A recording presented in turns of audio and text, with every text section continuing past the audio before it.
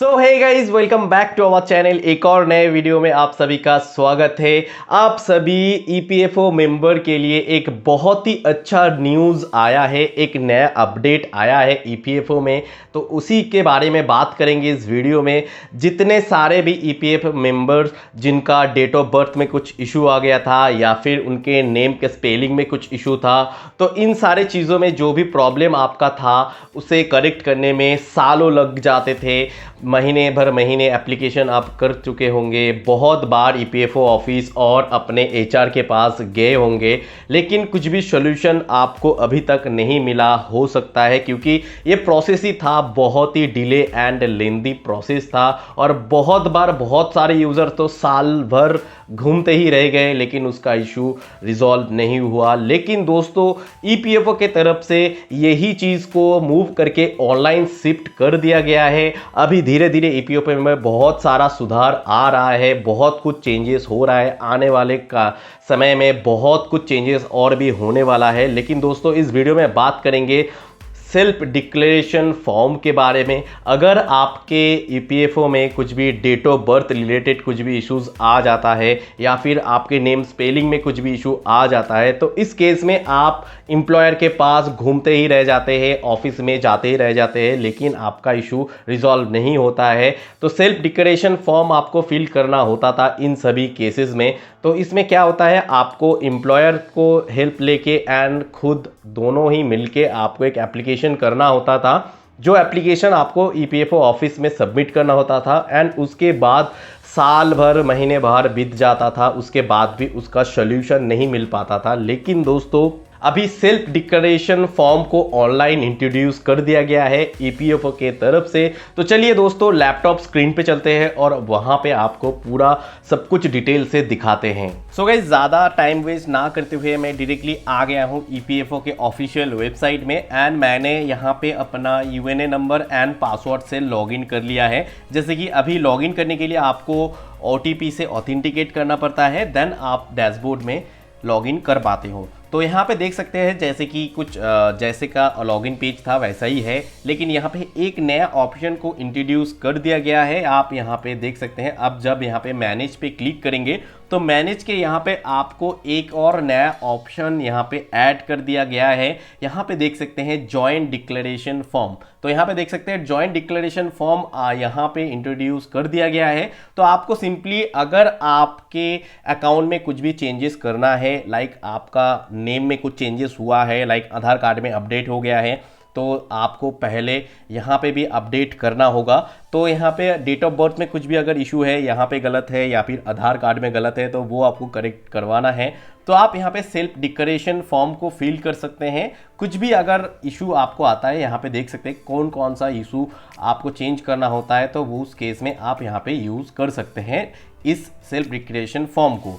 पहले क्या होता था, इसे फिजिकली फॉर्म को फिल करना होता था, एम्प्लॉयर के पास जाना होता था, वहाँ से आपको ये फॉर्म कलेक्ट करके फिल करके उसके बाद आपको फिर से वहाँ पे ईपीएफओ ऑफिस में जाके सबमिट करवाना होता था। लेकिन यहाँ पे कुछ भी ट्रैकिंग वगैरह नहीं कर पाया जाता था, जैसे कि ये ऑफलाइन केस है, तो ऑफलाइन केस में आप ट्रैकिंग नहीं कर सकते थे। उस केस में बहुत ज़्यादा टाइम लग जाता था, 6 महीने, 1 साल, 1.5 साल। तो यहाँ पे कुछ नोट में यहाँ पे कुछ लिखा हुआ है, in case of marital status change no document are required. अगर आप मैरिटल स्टेटस अगर आप चेंज करना चाहते हो तो इस केस में कोई भी डॉक्यूमेंट आपको नहीं लगेगा। In case of nationality change to Indian no documents are required. और अगर आपका नेशनलिटी गलती से किसी और सिलेक्ट कर दिया था तो उस केस में भी आपका कोई भी डॉक्यूमेंट नहीं लगेगा। Changes request should be as per Aadhaar for name and date of birth and gender. तो अगर आप जेंडर, आधार कार्ड, नेम या फिर डेट ऑफ बर्थ चेंज करना चाहते हो तो उस केस में आपको आधार कार्ड का प्रूफ आपको यहाँ पे देना पड़ेगा। तो एज यू कैन सी, यहाँ पे देख सकते हैं आधार कार्ड नंबर यहाँ पे दिया हुआ है।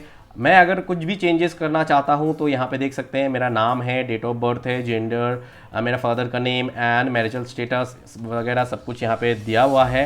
एंड यहाँ पे आप देख सकते हैं डेट ऑफ लिविंग। अगर कोई भी कंपनी में आपने गलती से कोई और डेट ऑफ लिविंग दे दिया है एंड उस केस में आप किसी और कंपनी ने अगर आप ज्वाइन कर लिया होंगे, अगर डेट वो एक दूसरे के ऊपर आ जाता है, तो उस केस में आप उस पैसे को उस नए मेंबर आईडी में ट्रांसफ़र भी नहीं कर पाते थे, तो उस केस में भी आप यहाँ पे उस डेट को आप चेंजेस वगैरह कर सकते हैं।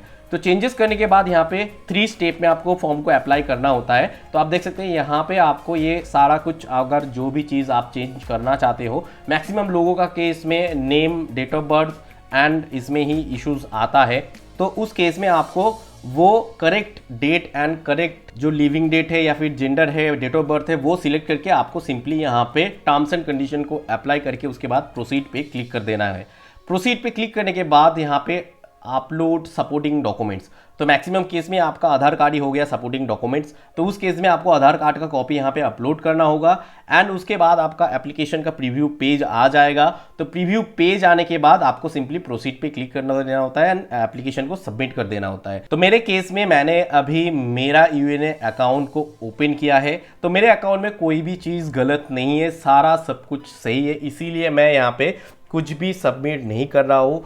बाद में नेक्स्ट किसी एक वीडियो में मैं दिखा दूंगा, अगर मेरे पास कोई भी आता है हेल्प के लिए, सेल्फ डिक्लेरेशन फॉर्म अगर लगता है उस केस में, तो मैं आपको लाइव डेमोन्स्ट्रेशन करके वीडियो बना दूंगा। तो उस केस में आपको सिंपली यही कुछ फॉलो करना होता है। एंड वन मोर थिंग दोस्तों, इस केस में भी अगर आप ये ऑनलाइन भी फिलअप कर रहे हो, तो इस केस में भी आपको अपना एम्प्लॉयर के साथ कम्युनिकेट ज़रूर करना है, क्योंकि ये 2 स्टेजेस में अप्रूवल आता है एंड चेंजेस को एक्सेप्ट होगा। फर्स्ट ऑफ ऑल, आप जब इसे एप्लीकेशन कर रहे हो, ये एप्लीकेशन डायरेक्टली पहुंचेगा आपके एम्प्लॉयर के पास, यानी कि एचआर टीम के पास पहुंचेगा।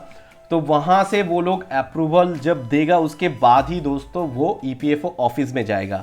दोस्तों, जब हम कोई भी एप्लीकेशन करते हैं जिस केस में एम्प्लॉयर का ज़रूरत होता है, उस केस में वो application first of all employ server में जाता है, देन उसके बाद ईपीएफओ सर्वर में जाता है। तो अगर आप ये एप्लीकेशन कर देंगे और एम्प्लॉयर ये एक्सेप्ट नहीं करेगा, तो आपका एप्लीकेशन फंसा ही रह जाएगा। तो उस केस में आपको फिर से ग्रीवेंस रजिस्टर करना पड़ेगा, उसके बाद ही आपको अप्रूवल मिल पाएगा। तो इसमें आपको एम्प्लॉयर के हेल्प की ज़रूरत ज़रूर पड़ेगा। तो आप अपने एम्प्लॉयर से बात करके आप ये एप्लीकेशन करें, वो लोग अप्रूवल जब भी कर देगा, आपका एप्लीकेशन फॉरवर्ड हो जाएगा ईपीएफओ के ऑफिशियल में। तो वहाँ से जब भी अप्रूवल आ जाएगा, तो आपका जो भी करेक्शन होगा वो सक्सेसफुली अपडेट हो जाएगा। तो ये बहुत ही अच्छा अपडेट आया है ईपीएफओ के तरफ से। एक बहुत ही लंबा प्रोसेस को बहुत ही शॉर्टली यहाँ पे सॉल्यूशन प्रोवाइड कर दिया गया है। तो मेरे हिसाब से ये अपडेट बहुत लोगों को हेल्प करेगा अपना कुछ भी इशू को रिजॉल्व करने में। लेकिन दोस्तों, एक और इशू जो मुझे लगता है, क्योंकि दोस्तों ये सेल्फ डिक्लेरेशन फॉर्म जो है, ये लॉगिन करने के बाद ही आपको अप्लाई कर सकते हैं। लेकिन अभी जो ईपीएफओ में अपडेट आया है, हर 3 महीने में आपका पासवर्ड जो है एक्सपायर हो जाएगा। तो मान लीजिए अगर आपका आधार कार्ड में कुछ भी डेट ऑफ बर्थ वगैरह गलत है, तो आपने सुधारा है उसको, उसके बाद आप जब यहाँ पे पासवर्ड को रीसेट करने जाओगे, तो वहाँ पे आधार कार्ड से ऑथेंटिकेट करेगा एंड डेटा को फैच करेगा। तब आधार कार्ड का डेटा एंड यूएनए में जो गलत डेट ऑफ बर्थ है वो मिसमैच अगर कर गया, तो आप पासवर्ड को तो रीसेट ही नहीं कर पाओगे। तो कैसे आप सेल्फ डिक्लेरेशन फॉर्म को फिल करोगे? तो यही बात मेरा एक डाउट है। तो क्योंकि अगर ये लॉगिन पेज के अंदर ही है, तो अगर यूज़र को पहले से ही कोई भी इशू आ गया है, तो वो सेल्फ डिक्लेरेशन फॉर्म को यूज़ नहीं कर पाएगा। मतलब कि ये जो ऑप्शन है सिर्फ काम में आएगा जिस एम्प्लॉयर के पास उनका लॉगिन आईडी एक्टिव है, एक्सपायर नहीं हुआ है एंड उसको कुछ भी चेंजेस करना है।